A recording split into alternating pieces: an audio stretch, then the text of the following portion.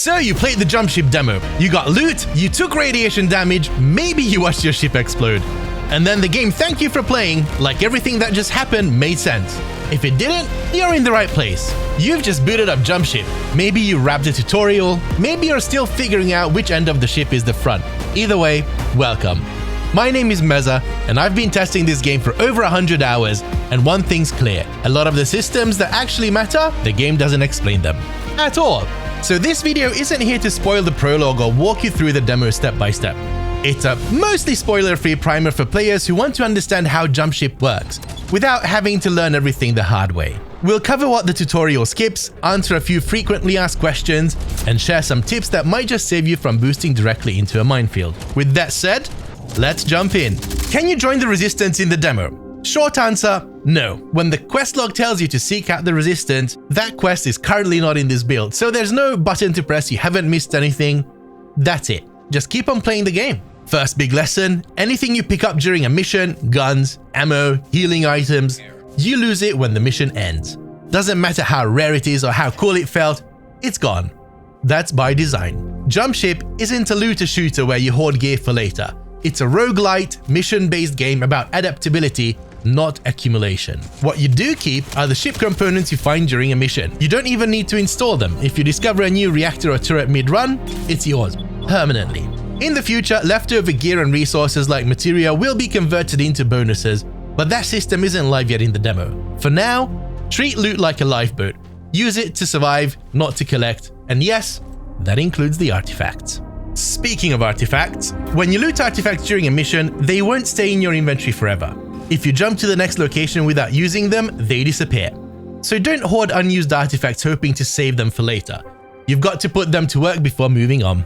As you play, you'll see a thanks for playing message pop up pretty early in the demo, usually after your first few successful missions. Ignore it, that's just the demo being polite. The real game? It keeps on going and going. Jump Ship is a skill-based game, not stat-based, not grind-based. The more you play, the better you get. Not because you find some legendary gear, but because you got smarter. And if you're playing with others, as soon as you add someone new to the crew, the learning curve resets a little. You all have to figure out how to play together, all over again. Speaking of which, playing solo is a completely different experience than jumping in with a full crew. On your own, the game scales back. You have fewer systems to juggle, fewer moving parts. It's a bit more manageable. You'll still be busy, but you won't be overwhelmed. But once you're in a full 4-player crew, that's when the chaos hits. The game ramps up, more enemies, more hazards, more subsystems to manage. You suddenly need coordination, timing, someone on shield, someone repairing the thruster malfunctions, someone not just spinning in circles while the engine's on fire. And no, it doesn't get easier with more players. It gets busier. The game's designed so that every crew member has a full-time role. No idle passengers, no spare hands. It's brilliant once it clicks, but don't expect a chill co-op stroll through space. This thing wants you to communicate. After a mission, you return to the hangar. And it's easy to treat it like a fancy waiting room. But it's much more than that. This is where you upgrade your ship by spending credits. Just walk up to a component, hover, and hold E. It's one of those hidden in plain sight mechanics that most players miss on their first few runs. But the hangar's also a playground. You can try out the shooting range, test weapons, and most importantly, practice your grappling hook skills. And if you haven't already figured it out, movement in Jump Ship is a skill in itself. And the hangar is your no-pressure way of getting better at it without dodging lasers. Here's something smart that the game does. Even if you're not the host, your progression still counts.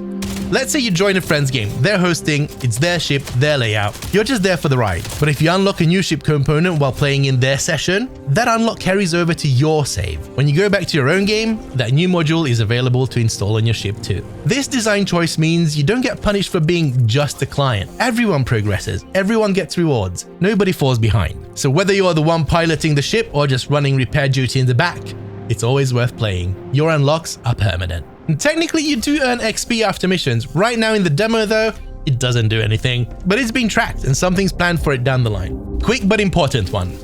The host is the server. No cloud relay, no failover. If the host crashes or disconnects mid-session, everyone gets kicked back to menu. There's no backup or migration system yet. So if you're planning on a long session with friends, maybe ask your most stable internet connection to take the wheel.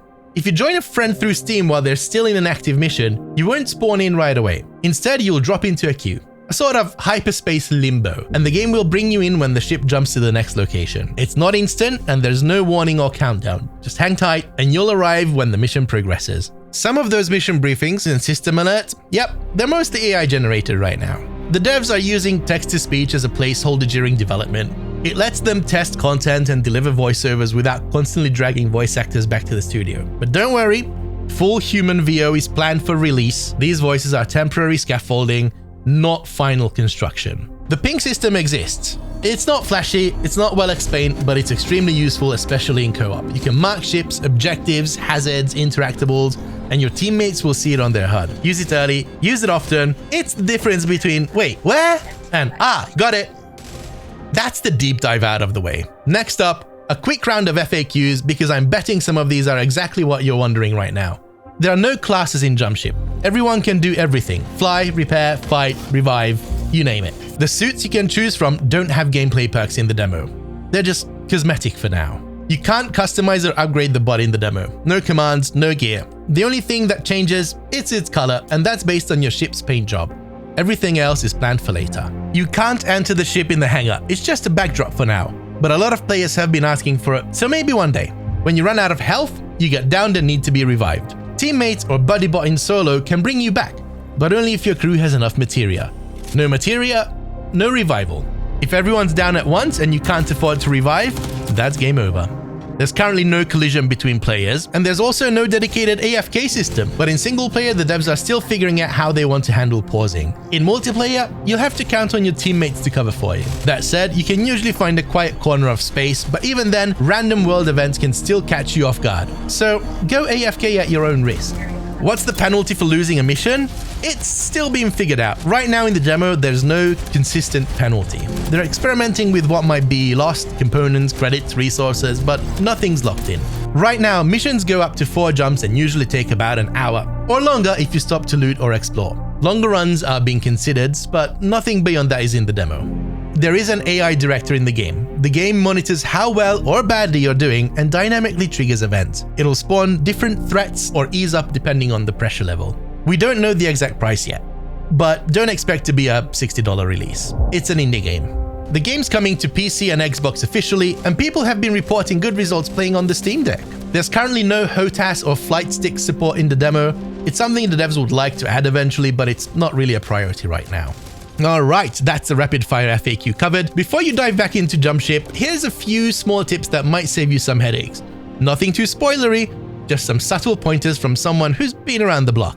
Pro tip number 1. You can upgrade artifacts by feeding them other artifacts you don't want.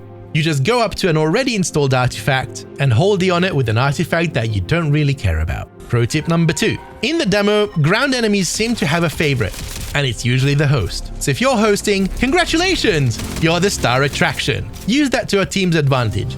Lead the baddies where you want them while everyone else picks them off. It's like being a really popular kid who also gets punched a lot. Pro tip number 3. Take your time collecting materia. It's more than just a resource. It's quite literally your lifeline through tough spots. Pro tip number 4.